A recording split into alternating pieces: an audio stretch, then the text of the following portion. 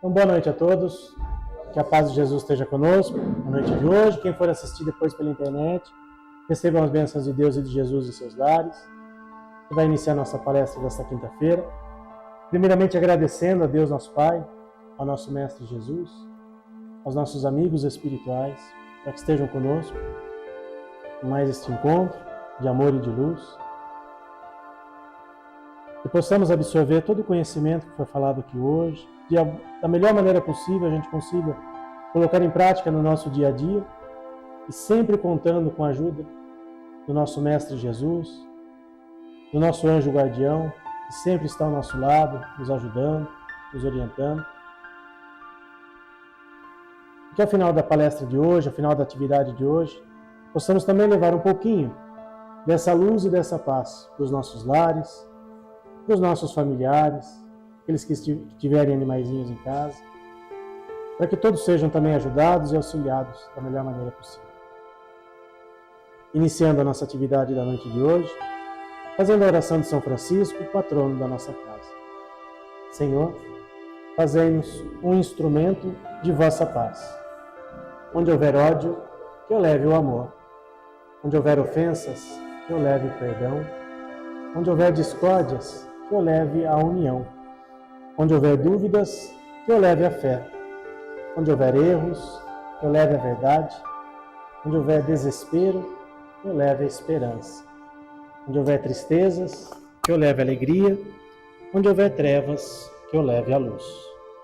Ó Mestre, fazei que eu procure mais consolar e ser consolado, mais compreender e ser compreendido, e mais amar e ser amado. Pois é dando que se recebe, é perdoando que se é perdoado, e é morrendo que se vive para a vida eterna. Que assim seja. Vamos recebendo hoje a nossa amiga Isabela Leon para fazer a palestra da noite. Olá, tudo bem? Boa noite. O tema da palestra de hoje é o tempo com Jesus, né? O tempo com Deus. E falar de tempo para a nossa sociedade é algo muito peculiar, porque a gente vive hoje, principalmente, em um momento em que tudo é muito cronometrado, né? Eu tenho certeza que a grande maioria aqui já tem horário para várias coisas amanhã, já tem agenda fechada para um monte de serviço que tem que fazer, é cumprir coisa de casa, é filho, é coisa para resolver. Então a gente tem horário para acordar, a gente tem horário para dormir, a gente tem horário para se alimentar, a gente tem horário de entrega para as coisas, a gente tem que buscar as pessoas, resolver médicos, tudo tem horário, tudo é cronometrado hoje em dia. E a gente vive um momento especial, eu acredito que vocês sintam da mesma forma, que não tem tempo. Ou seja, a gente chegou no final do dia e parece que a gente falou assim, mas não deu tempo de fazer nada. Mas faltou tempo, mas eu queria que tivesse 48 horas, porque não deu tempo. A palavra da vez é não deu tempo. A gente esbarra com alguém, né? E aí a gente vê a pessoa no mercado e fala assim, vamos marcar alguma coisa, vamos? Quando? Não sei. A gente não tem tempo mais, a gente só, né? Ah, não, vamos se ver, vamos se encontrar. Quando? Não sei. A gente não tem tempo, né? O que a gente tem hoje em dia, não temos tempo. Tempo tá valendo ouro agora, né? Só que falar de tempo é algo engraçado, porque a gente está falando do nosso tempo. Quando a gente fala de tempo assim, cronometrado, que horas são? 7h03, né? Eu sei que eu tenho meia hora aqui, tá cronometrado. Então, é o nosso tempo isso daqui. Esse reloginho, essa marcação é nossa, né? É nosso tempo. Que ano que a gente tá? 2026? É nosso tempo. Que mês que a gente tá? Agosto. Que dia que é hoje? Nem lembro mais, é 13? 13, né? 13. É nosso tempo. Não tá demarcado que hoje é 13 de agosto de 2026. Pra gente, sim. Humanos. Mas até, por exemplo, em outros calendários, né, eles estão em tempos diferentes. A gente escolheu como demarcar isso. A gente escolheu como fazer. E é importante, porque senão a gente perde a orientação.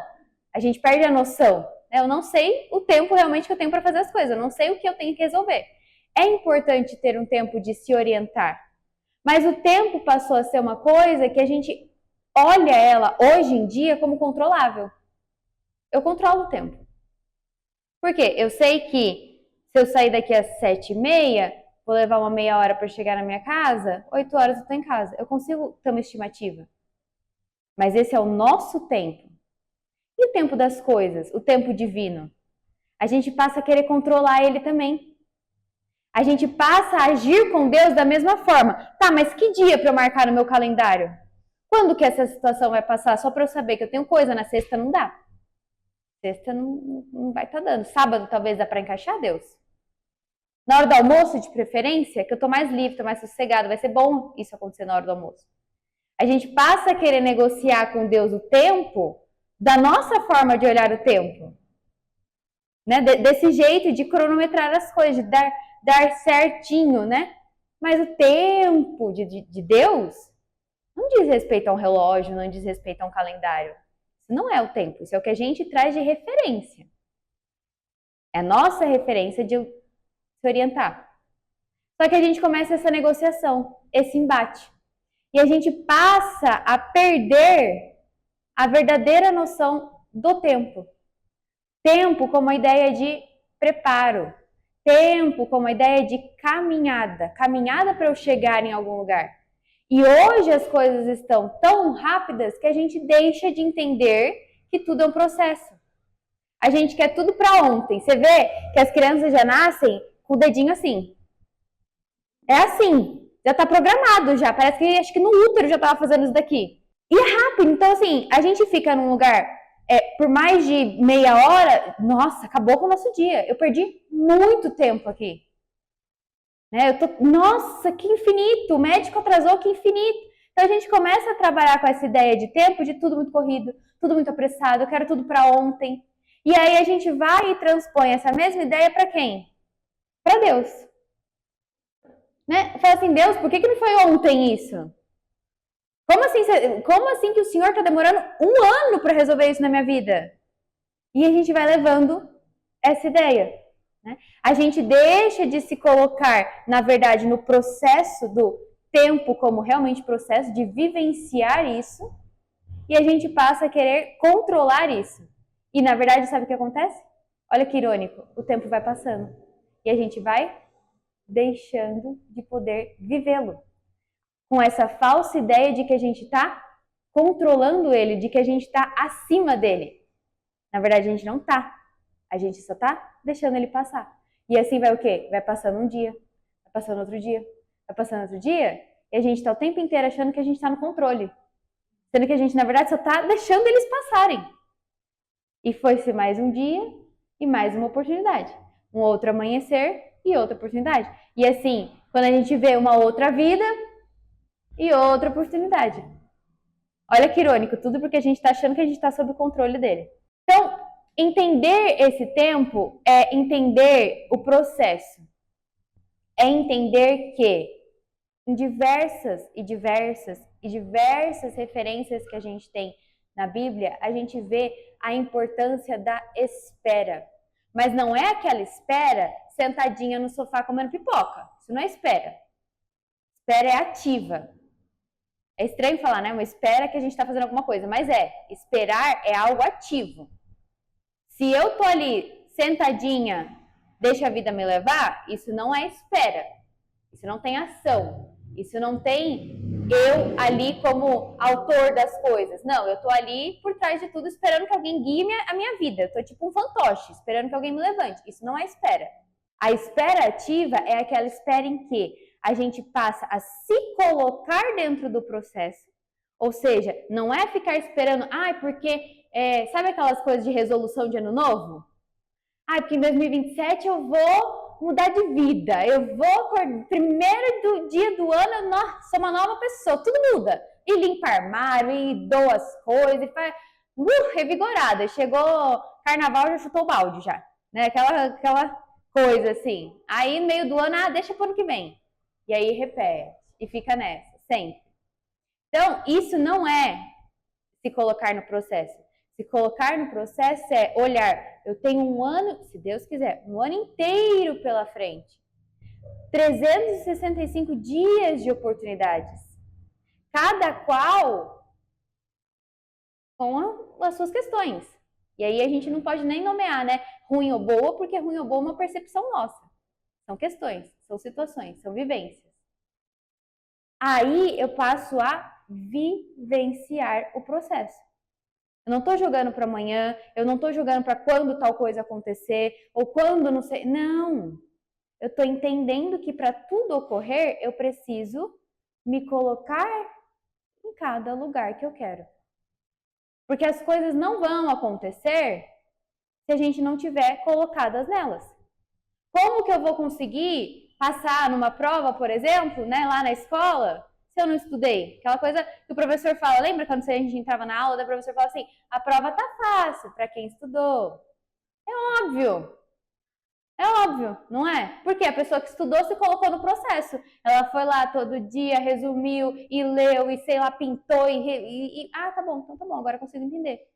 Agora, provavelmente, para quem quis aprender o conteúdo do semestre inteiro, faltando 5 minutos para a prova, fica mais difícil. Essa é a diferença da espera. Não é tipo assim, eu sei que dia 18 eu tenho prova, eu fico lá, esperando o dia 18 chegar, dia 17, meia-noite, eu começo a querer correr atrás, né? 11h59. Não. Agora, a pessoa que ficou do dia 1 ao dia 17 estudando, essa esperou. Esperou a prova, sem a ansiedade, sem se descabelar, vivendo 17 dias ali de organização. Essa é a diferença. E Paulo traz pra gente uma referência de tempo muito interessante. A tribulação produz a perseverança. A perseverança, a experiência. E a experiência, a esperança. É a carta de Paulo aos Romanos. Então, olha o que Paulo traz pra gente. Paulo fala aqui, tribulação, né? Ou seja, aquele momento do tempo em que a gente está desconectado, em que a gente está no sofrimento, em que a gente está mal, né? Não estamos no sentido na nossa melhor versão.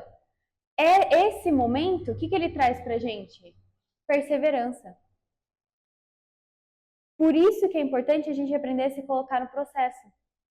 Porque a pessoa que passa pelo tempo entendendo que ele é um processo, ela consegue ver isso como uma etapa também. E não como algo que eu quero ignorar. Eu quero passar por isso logo. Que incômodo. Não. Se eu sei perseverar aqui, eu vou me moldando para ali eu estar de outra forma. Para ali eu chegar de outra forma. Mas se eu quero atropelar isso daqui, como que eu vou estar preparado para receber o que eu preciso receber?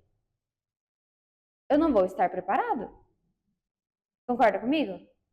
Porque quando a oportunidade veio, e aí nós espíritas sabemos muito bem disso, de que essas tribulações vêm como oportunidades, não vêm ao acaso, vêm como necessidade do nosso espírito no caminhar da evolução, a gente precisa passar a enxergar realmente esse momento com esse olhar perseverante, com esse olhar de molde, de uma oportunidade de me moldar para eu conseguir receber aquilo que eu quero, aquilo que eu espero, aquilo que eu preciso. A linha de chegada.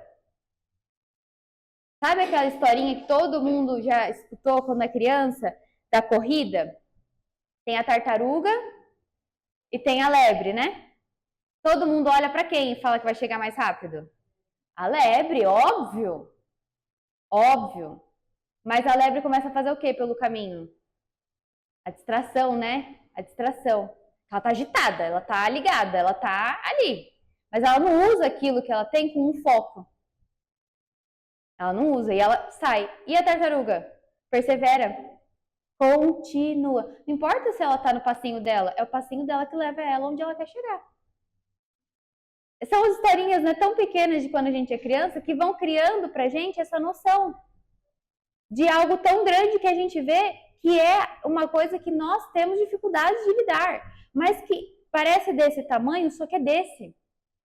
É desse, porque nos molda como espíritos. Hoje a gente não lembra, mas a gente não sabe há quantos 1000 anos faz que a gente está lidando com uma mesma questão. De diversas formas. A gente não lembra agora. Mas tem coisa que a gente olha para a nossa vida e a gente pergunta assim, né? Com o olhar de agora. Nossa, não é possível que isso está acontecendo de novo. Pensando nessa vida, imagina nas outras. Sabe lá quantas que a gente está nessa? Por quê? Esqueceu de perseverar nesse momento. Não está perseverando, não está insistindo, não está se trabalhando. Está com qual olhar? Quero que isso passe logo. O olhar do controle do tempo. a diferença quando a gente olha com o olhar do Espírito, olha com o olhar da evolução, o olhar do universo divino, das leis divinas. Por isso que o tempo com Deus não é o nosso tempo e a gente tem que parar de querer moldar Deus ao nosso encaixe. Ele não vai responder um negócio de WhatsApp rapidão. Não vai. Não vai. Porque a resposta não está pronta. A resposta ela é construída por nós mesmos. Lembra que Jesus, sempre que alguém ia até ele, ele voltava sempre com uma pergunta? Grandes vezes ali, Jesus sempre retornava antes de responder, fazia a pessoa chegar na resposta. Por quê? Se eu te entregar, o que você vai ter criado em você? O que você vai ter melhorado em você? O que você vai ter evoluído? Nada. Nada. Nada. Eu sei que eu não posso colocar o dedo aqui, sabe por quê? Mas como que eu aprendi isso? Mas sabe o que eu aprendi? Eu aprendi pior. Porque meu avô falava assim pra mim, Isabela, não põe o dedo ali. Isabela, não põe o dedo ali. Aí eu olhava pro meu avô e falava assim, ai que chato. Sabe o que eu fiz? Eu não pus o dedo lá. Eu arranquei a piranha do meu cabelo, enfiei a parte de baixo da piranha direto na tomada. Foi pior, eu consegui construir pior do que meu avô me avisou. Nunca me esqueço disso. Eu tomei um choque. Pergunta se eu enfiei o dedo ali depois disso. Nunca mais. Nunca mais. Mas por que quando ele falou pra mim eu não consegui entender? Porque eu precisei construir isso na minha cabeça. Eu precisei. De quando a gente acha que a demora é muito, é porque a gente está teimando em construir alguma coisa, muito provavelmente. A gente não está olhando para aquilo com um olhar de perseverança, a gente está olhando para aquilo com um olhar de controle, que demora. Mas demora para quem? Deus te deu um prazo? Ou você criou um prazo? Essa é a diferença. Ele falou para você? Não. A gente queria, né? Que fosse até tal dia. Essa é a diferença. E aí a perseverança, né, traz a experiência. Foi o que eu falei? Coloquei, aprendi, acabou. Experimentar. Experimentar. Por isso que quando a gente fala das provas e expiações, a gente está falando de um Deus amoroso. Porque você cria, você construiu e você vai lá e colhe. Só que esse Deus é tão bom que ainda assim ele nos acolhe, tentando fazer com que a gente aprenda. Mas a sua experiência é que define. É você. Por isso que eu falei, pode ter passado um monte de encarnação e a gente ainda tá na mesma, porque é a gente, não adianta. É a gente. E a experiência, por sua vez, vai trazer pra gente a esperança. Por quê? Sabe quando a gente demora para ter alguma coisa e aí quando aquela coisa chega, você fica com aquela sensação de conquista? Não só material, qualquer coisa. Um padrão, né? Você costuma muito ser uma pessoa que responde rápido. De repente você percebe que você parou de responder as pessoas na lata. Você fala, caramba, eu consegui. Sabe essa sensação de, que legal, saí daquilo, mudei, que legal. Isso é esperança, porque você passa a se olhar de um jeito de, nossa, eu consigo, né? Eu consigo. Quando a gente trabalha muito querendo alguma coisa, você vai lá e consegue aquela coisa, você fala, eu consigo. Eu consigo. Mas não é muito diferente do que quando a gente consegue as coisas assim? Por isso que as coisas de Deus não vêm a qualquer momento, vem no momento que a gente está prontos para receber. Pronto para receber. E nem tudo a gente está pronto para receber. E aí a gente começa a perguntar, por que não? Por que não? Por que não? Né? Fica nesse embate. Então, a gente costuma, né, perguntar muito, quando que eu vou conseguir aquilo? Quando que eu vou ter aquilo que eu quero? E normalmente o que a gente precisaria mudar de pensamento é o que eu preciso aprender enquanto eu ainda não tenho. Isso é se colocar no processo. Isso é viver a vida. Isso é viver a vida. E talvez isso custe algumas lágrimas. Só que a gente, às vezes, a gente quer se colocar de tal forma que a gente não quer sentir, né? Não quero sentir, eu não quero ficar mal, eu não quero ficar triste, eu não quero... Mas se eu não sentir, como que eu vou conhecer? Se eu não sei o que eu sinto, como que eu vou conhecer? Como que eu vou me conhecer para eu entender isso daqui? Para eu entender o que eu preciso aprender? Porque se aquilo ainda não chegou, tem algo ali que eu preciso vivenciar antes. Tem algo que eu preciso vivenciar antes. Vocês já viram criança do 5º ano do fundamental graduar? Formar grau? Já viram isso? Não tem como. Ela precisa passar, né, todos os aninhos ali para formar. É a mesma coisa. O que ela precisa aprender? Precisa aprender um monte de coisa. Né? Precisa aprender tabuada, história do Brasil, história do planeta todo, geografia, um monte de coisa. Vai aprender ao longo de vários anos. Tem matéria até que a gente repete ela mais de uma vez, né? Você vê no 1º ano, aí você vê no 4º ano, aí você vê tantas vezes que a gente precisa aprender, tanta coisa que volta na cabeça. O que eu preciso aprender enquanto aquilo ainda não vem? Só que para eu aprender, eu preciso me permitir vivenciar. Que foi o que eu falei, me colocar ali de tal forma que estamos todos aqui nesse aprendizado constante. Mas se a gente se fecha para isso, isso deixa de ser uma oportunidade de aprendizado. Deixa de ser uma oportunidade de aprendizado. E aí é aquela coisa que eu sempre falo. A gente olha então, né? Qual que é a nossa finalidade de estar aqui? Nossa finalidade de estar aqui é a evolução moral, certo? Nossa evolução de espíritos, né? E a evolução de espírito não tem, né? A evolução espiritual não tem, não diz respeito a conquistar uma casa, não diz respeito a conquistar um carro. Isso é necessidade da sociedade que a gente vive, que é importante e nos molda, né? O processo de conquistar uma casa, o processo de conquistar um carro, isso nos molda. Mas o que a gente leva é a conquista do espírito. E aí a gente pensa, o que eu preciso construir em mim diante das situações que eu vivo aqui? Normalmente é uma paciência, uma humildade, caridade. Isso é o que a gente precisa construir como espírito. E isso leva muito tempo. Porque a gente está falando de mudar um padrão de quem nós somos, né? Então, se eu quero ser mais humilde, significa que eu sou muito orgulhoso. É um caminho inverso. Isso é uma construção. Uma construção. Então, se eu não conseguir entender esse tempo, eu vou achar que amanhã, o que eu vou colocar? Vou falar assim, ó, vou dormir lá com a minha água do lado da cama, fazer uma oração bem bonita que eles vão me escutar. Aí eu vou fazer assim, Senhor, por favor, me dá humildade. Deposita no meu copinho. Aí amanhã eu acordo e faço o quê? Bebo água tudo de uma vez. Agora eu sou humilde. A gente quer que seja assim, né? Aí sabe o que vai acontecer? Não vai acontecer isso. Vai acontecer alguma situação logo 7 horas da manhã que alguém vai testar o seu poder de humildade. Ah, isso que vai acontecer. Aí, o que a gente vai fazer? Provavelmente cair, né? Vai dar uma de orgulhoso de novo. Aí o pessoal lá vai olhar assim e fala, ué, mas você não estava pedindo? Só que a gente acha que vai ser uma fórmula mágica, né? Vai ser fácil assim, deixa eu tomar um gole aqui de paciência, peraí. Eu já te respondo. Não é assim.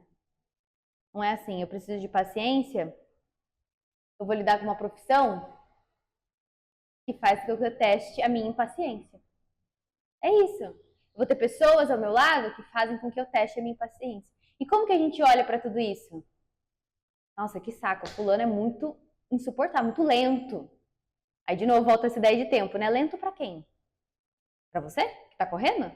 Correndo do quê? Entendeu? Olha como a gente precisa mudar a percepção das coisas. Isso leva tempo. Isso leva tempo. Quando Jesus fala assim que a gente precisa ter a fé do tamanho de um grão de mostarda, a gente acha que é, nossa, super fácil. Aí a gente tem a nossa fé testada todos os dias e a gente cai. Por quê? Porque todo mundo aqui conhece a oração do Pai Nosso, não conhece? O que Jesus fala pra gente sobre tempo na oração do Pai Nosso? Qual que é a parte que fala pra gente? Vamos relembrar a oração do Pai Nosso? De cabeça, né? Seja feita a vossa. Ele não tá falando assim, seja feita a vontade da Isabela. Não. Quando a gente faz essa oração, a gente está elevando. Tá falando assim, seja feita a vossa vontade. Só que a gente vai dormir assim, não. Entendeu? Então não faz sentido. Não faz sentido. A gente está pedindo uma coisa que a gente não está deixando ir. Qual que é a vontade? Eu não sei. Mas eu quero saber, eu quero controlar, eu quero que seja minha, eu quero que seja igual a que eu quero. Então, não estou fazendo a oração do jeito certo. Não estou confiando. Não estou tendo a fé nem do tamanhinho de grão de mostarda. Eu estou duvidando da capacidade de Deus, né? Estou duvidando. Não estou tendo fé nem desse tamanhinho assim.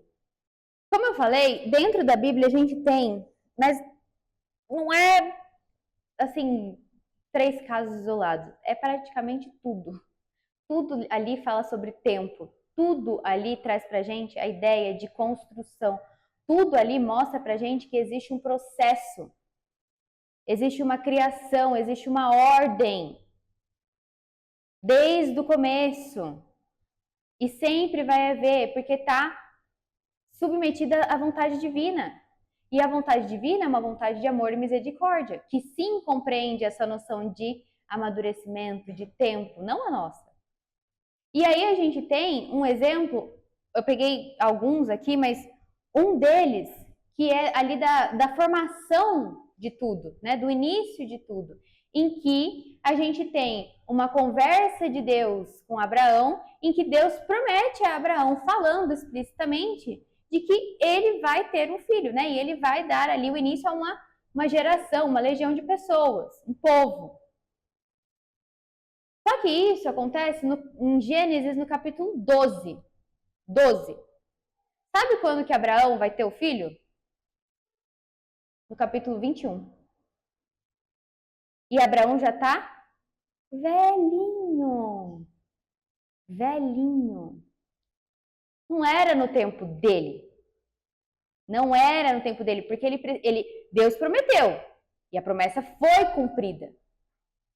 Só que para que ela fosse cumprida, existia um processo ali de quase 10 capítulos. Para que Abraão pudesse ser a pessoa que conseguisse receber esse filho. Porque o Abraão de Gênesis 12 não é o Abraão de Gênesis 21, entendeu? Ele foi moldado por Deus. E nesse caminho, ele duvida várias vezes. Ele se questiona, ele fala, mas será que um dia essa promessa vai ser cumprida? Essa noção de tempo, né? Tá passando o meu tempo.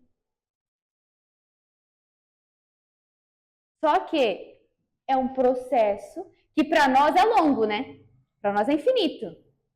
Mas é nesse processo que Deus, se a gente permitir, se a gente quiser vivenciar, nos molda, nos transforma e faz com que a gente seja aquele que consegue receber e viver a promessa. Por quê? Porque se aquilo nos é dado no tempo em que a gente acha que a gente precisa, como que a gente vai viver aquilo de verdade? A gente vai deixar passar, a gente vai gastar.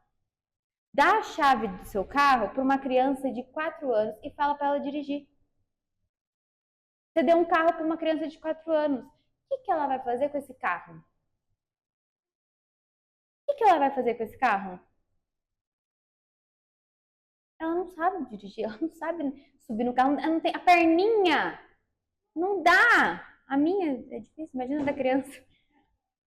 Uma Hilux já tem que dar uma subidinha, imagina a criança. Não dá, não condiz. Ela vai crescer. Percebe que existe um tempo para as coisas? Ela vai ser moldada. Para daí poder receber de novo aquilo.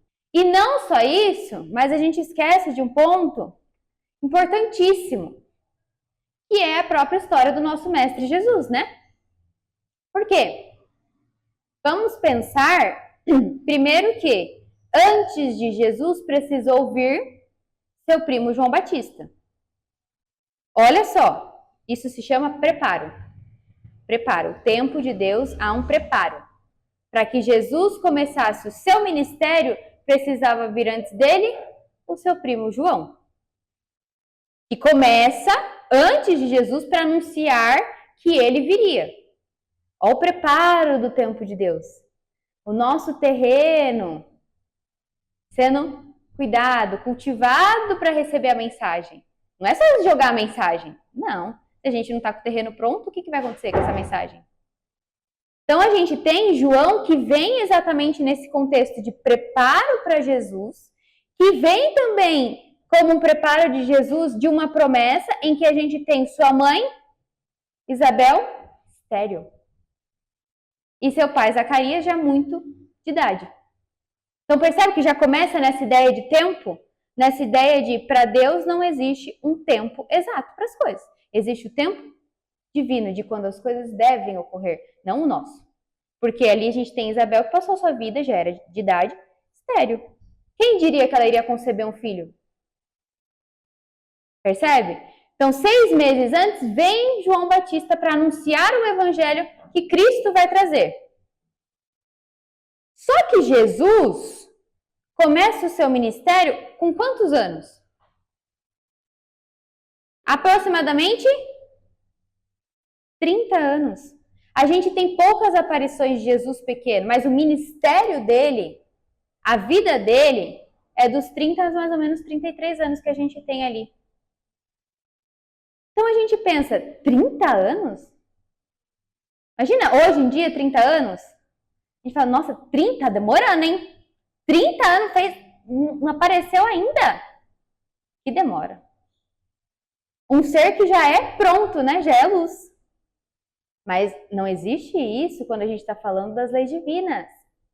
Quando a gente está falando do período de Deus, tudo ocorre num determinado tempo divino. Então, esses 30 anos, Jesus estava aqui se preparando, sim. Não importa que ele é um ser crístico.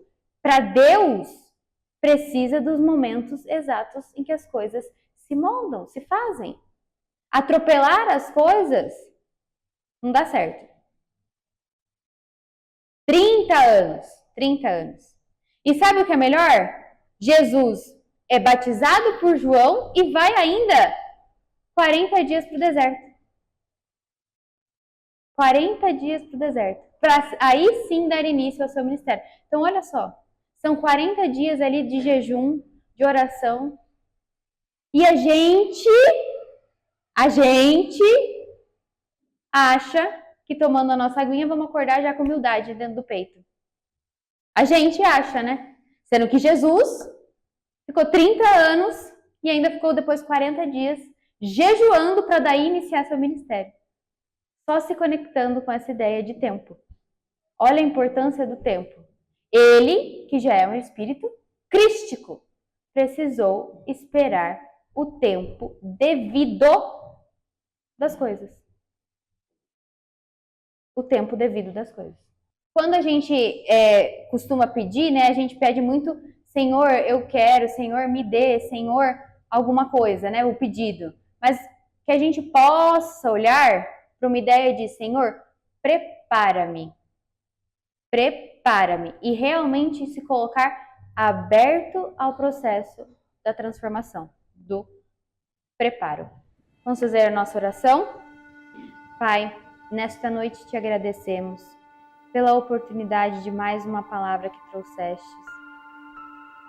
E te pedimos que possamos ser colocados verdadeiramente no processo, de tal forma que enxerguemos a vida em todas as suas circunstâncias, em todos os momentos, possamos vivê-la e não só vê-la passar.